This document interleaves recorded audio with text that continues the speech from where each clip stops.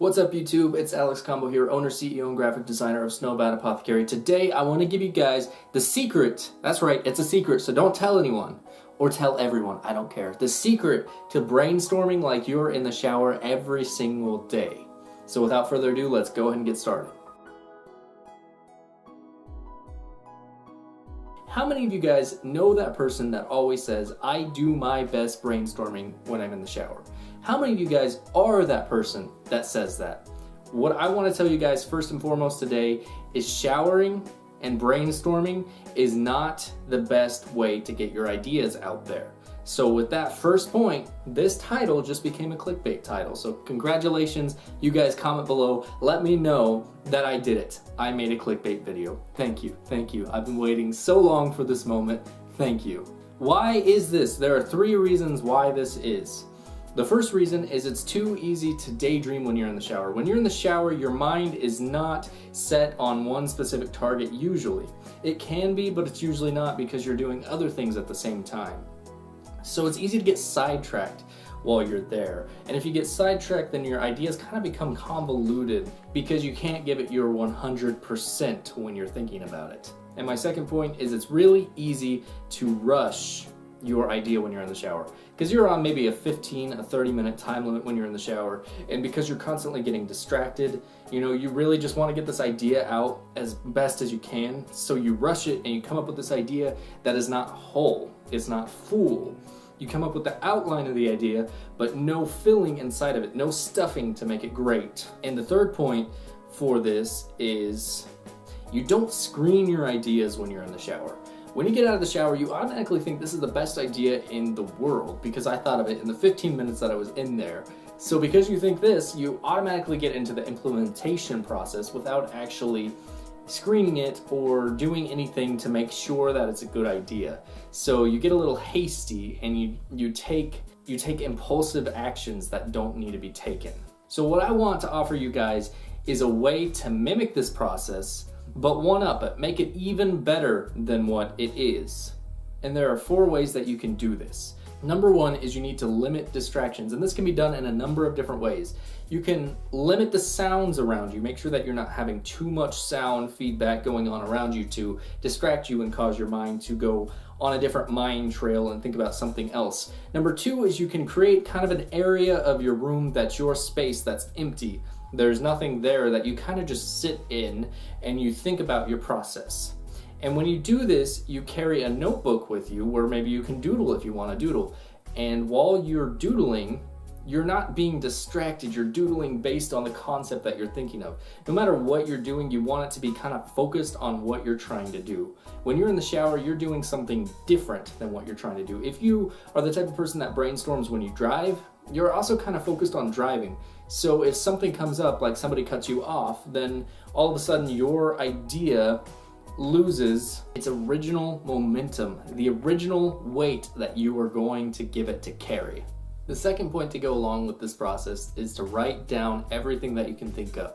The good, the bad, the ugly, write it all down, because as soon as the brainstorming process is over, you can look at an idea that you thought was great and see that it's terrible. You can look at an idea that you thought was terrible and see that it's phenomenal. This is the idea that's gonna take your business off.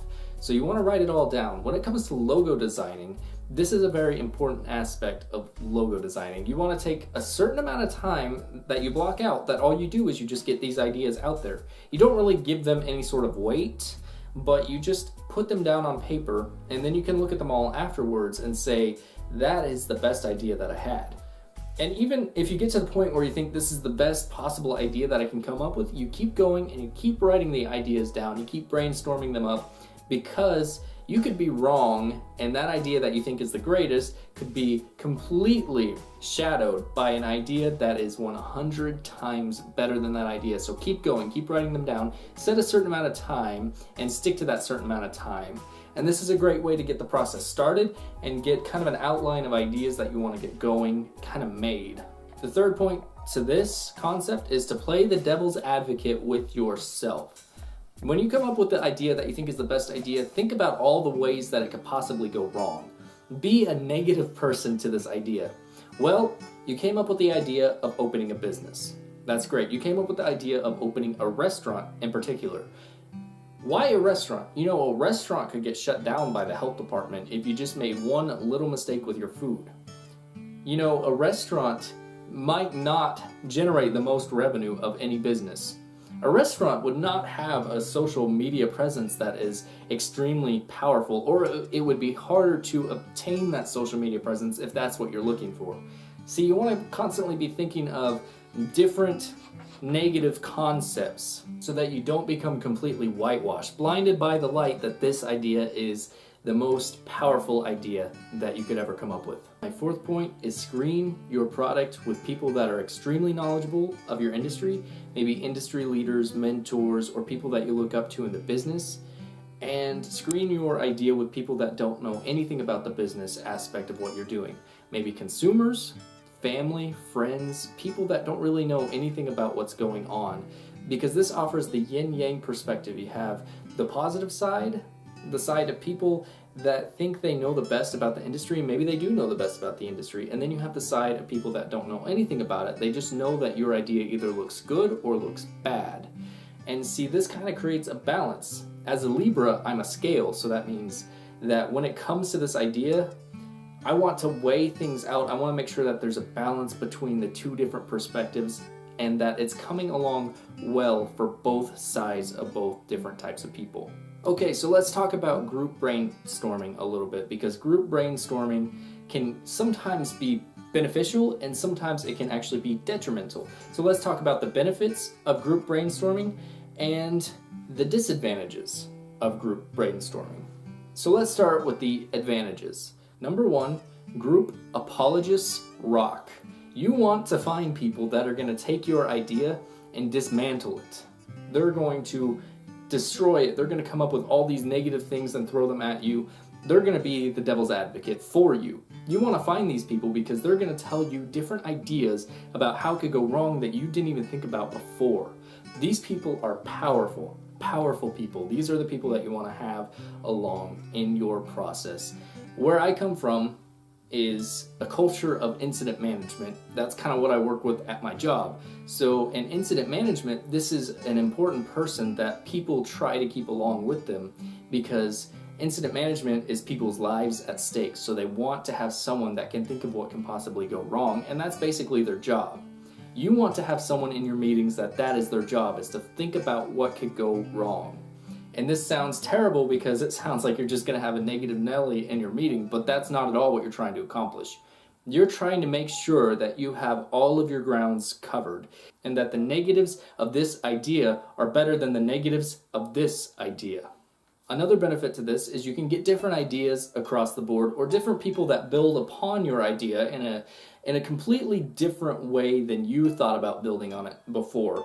So you have all these different brains that are thinking and creating concepts based off of your concept. It's a beautiful thing to see people working together for the same common good. And that is one of the key benefits to being in a group environment. The third is there are new strengths that you can see from your product. Just like there's weaknesses that you can see, there's strengths that you can see. You can see why this idea would be strong versus why this idea would be strong. And you can write down what the reasons are for both of them, and then you can weigh the reasons for strengths and weigh the reasons for weaknesses, and then you can create the best possible idea you can.